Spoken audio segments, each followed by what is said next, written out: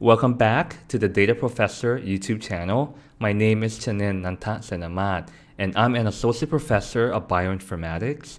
On this YouTube channel, we cover about concepts and tutorials about data science. So if you're into this kind of content, please consider subscribing.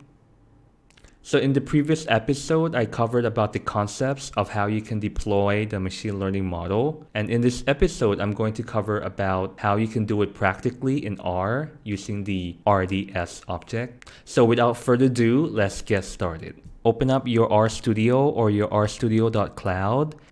Okay, so what you want to do now is you're going to use the contents that is covered in the previous episode, DHFR-classification.R file. So what you want to do is copy the content and then create a new file. You want to paste it in, and then let's save it as DHFR-classification-deploy.R.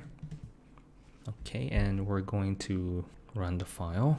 Right, load in the dataset, load in caret package, load in the DHFR data. So as I have mentioned in the previous episode, the RStudio.cloud seems to have no problem loading in the DHFR dataset, but I've been noticing that the local version of the RStudio did not have the DHFR dataset, and so I'm providing the dataset on the dataprofessor GitHub, and so links are down below in the description, and also the content of this DHFR-classification-deploy.R script file, I will also share it on the GitHub dataprofessor link as well in the description. Okay, so let's get started. And so once we have loaded in the DHFR dataset, you will notice that in the environment there is an object called the DHFR, and it comprises of 325 rows and 229 columns. And so we want to check whether there is missing data, which is standard practice.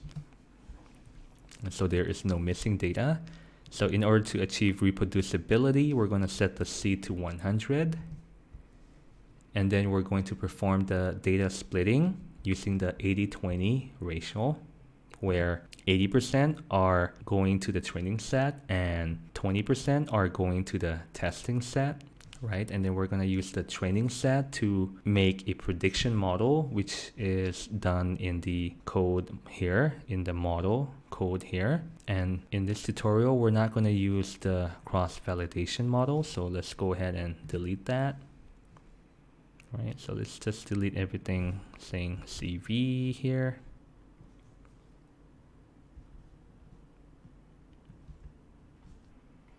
Right, because the cross-validation file or the cross-validation model is built on 10 fold of the data, and so with each fold it builds 10 different models, and the performance are averaged over the 10 different models. For the purpose of this tutorial, we're going to only use the training model, which has been trained once, and so we're going to save the trained model into a RDS file, and then we're going to read it back in and then apply the prediction model read from the RDS object and make a prediction on the 20% of the data set.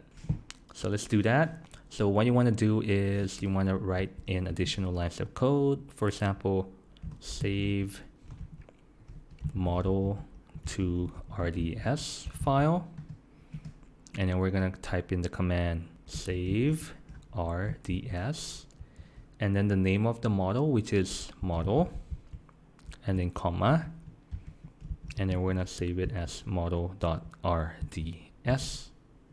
So we have to run it first. Okay, so I noticed that this is from the previous one, so I'm just going to delete it. Okay, and now we have run the model. Model is here. And now we're going to save it into a Model.RDS file. So notice that the Model.RDS file is now saved. And so what we want to do now is to put in the code on reading it in. Read the model from RDS file.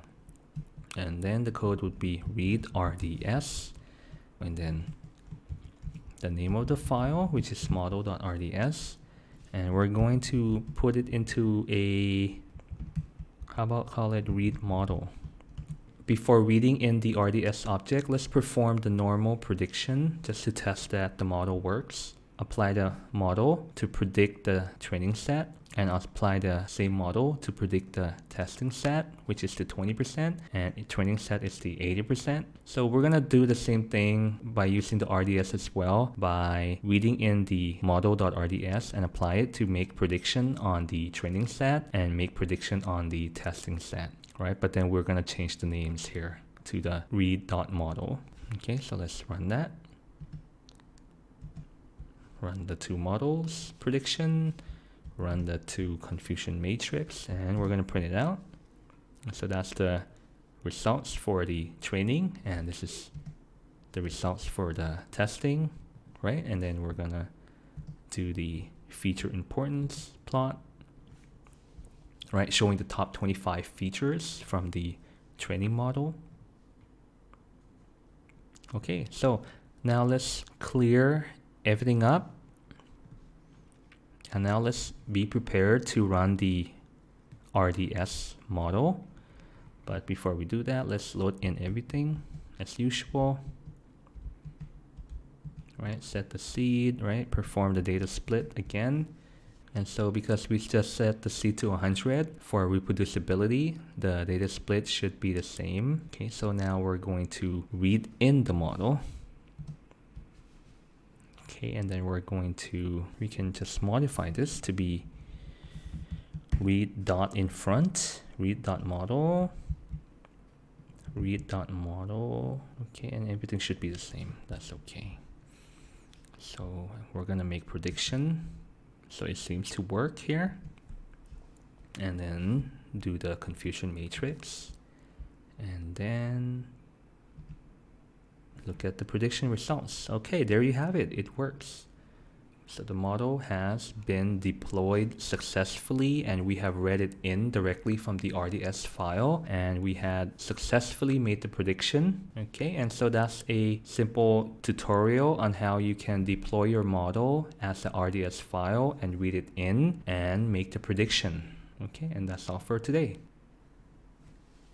Thank you for watching. Please like, subscribe, and share, and I'll see you in the next one. But in the meantime, please check out these videos.